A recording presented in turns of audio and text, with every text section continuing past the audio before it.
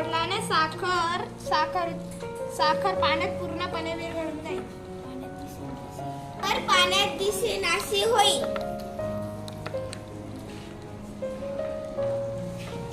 साखरेचे कण शेवटी बारीक होतील आणि ते दिसेनासे होतील. जेव्हा दिसेनासे होतील त्याला विरघळणे असे म्हणतात. पहा, आता साखर पाण्यात पूर्णपणे विरघळलेली आहे. तुरटी. मी आता तुरटी 4थ्या ग्लासमध्ये टाकणार आहे. आता मी तुरटीला ढवळणार आहे.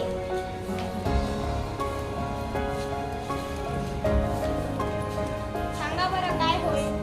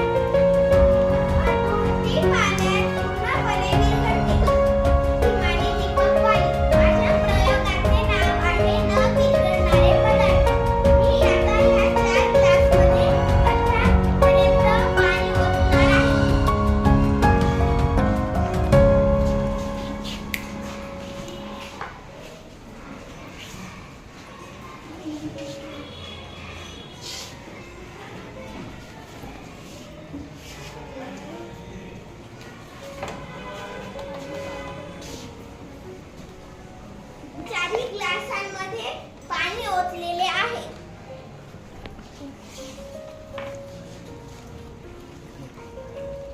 आता मी यात पहिल्या ग्लासमध्ये वाळू टाकणार आहे आणि मी त्या वाळूला ढवळणार आहे. वाळू पाण्यात विरघळली नाही. दुसऱ्या क्रमांकाच्या ग्लासमध्ये गव्हाचे पीठ टाकणार आहे. गव्हाचे पीठ सुद्धा पाण्यात पूर्णपणे विरघळले नाही. आहे. मी आज तुम्हाला एक प्रयोग करून दाखवणार आहे. माझे प्रयोगचे नाव आहे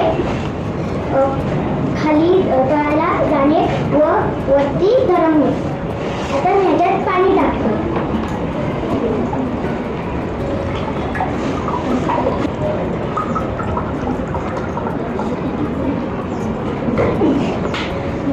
आता मी ह्याच्यात दोरा टाकते.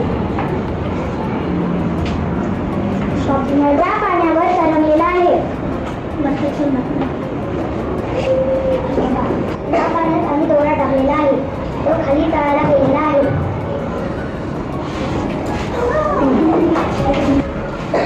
आता याच्यात आम्ही स्वप्न टाकलेले आहे. तेही खाली तळाला गेलेले आहे.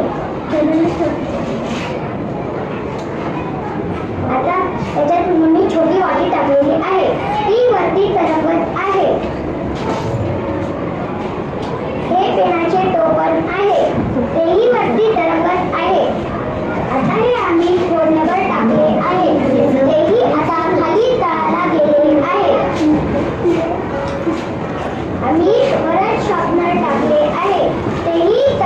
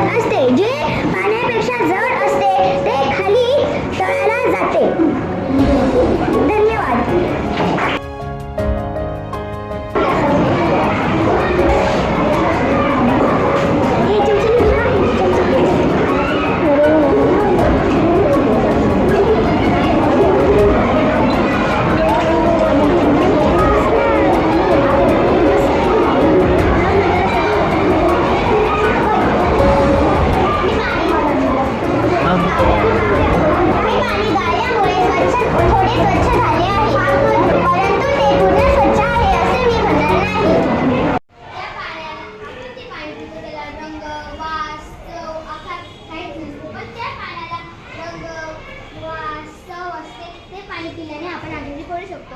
पावसाचे गढूळ पाणी, ते पाणी आपण कधी ते गाळून घेतो, कधी त्याच्यावर फ्रुटी फिरवतो, म्हणजे ते पाणी स्वच्छ होते. आता मी अजून एक शब्द आणलेला आहे नवीन, सूक्ष्म म्हणजे आकारात लहान असणारे, आपल्या डोळ्यांना न दिसणारे व भिंगानेही पाहिले तरी न दिसणारे जंतू म्हणजे सूक्ष्म होय. सूक्ष्मजीव म्हणजे आपल्या डोळ्यांना न दिसणारे, तसेच मी आधी सांगितले सूक्ष्म म्हणजे काय, तसेच न दिसणारे सजीव म्हणजे सूक्ष्म सजीव. धन्यवाद.